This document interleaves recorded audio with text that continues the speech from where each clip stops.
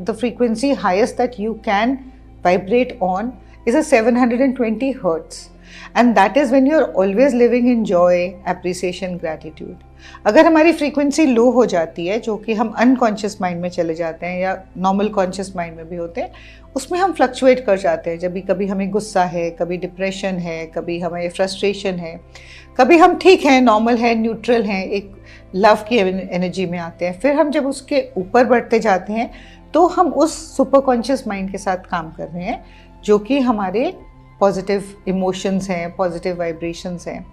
तो जब भी हम उस हाई कॉन्शियसनेस के साथ कनेक्टेड होते हैं तो हम अपनी एक अलाइनमेंट में होते हैं सोर्स के साथ। The frequency highest that you can vibrate on is a 720 hertz, and that is when you are always living in joy, appreciation, gratitude.